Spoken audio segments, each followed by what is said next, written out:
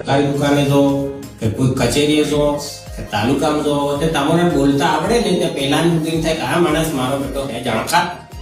એટલે મને એને અમે તો માંગતો હોય તા પસાર ઘટી રહે તમારે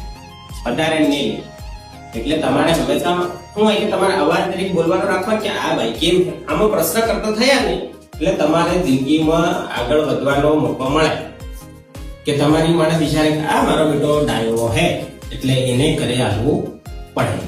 આ તેમાં તમારી બા કરે ના બોલવાનું બેટાને હાલ નહીં આ તે ભણવાનું આવી લીખતે આ ધોરણમાં એ ગુથાને બોલવાનું અત્યારે ત્યારબાદ કે જાણો કે નિહાળ કામી પણ આ તમારે આ પાછું આ પાયાનું ઓકાત લેવું પડી સાહેબ ઓકાત લીધું કે ભાઈ તમે એક રજૂઆત કરતા છો અને તમારી માંગણી કરતા છો અને તમારો અવાજ કરતા છો તો નહીં તો બાકી કાંડા તામ જા કઈ કામ કરાવ જાય ભાઈ બહુ જે થાય તમે મેં હાલ દીધે તમારા મોઢામાં અવાજ નહીં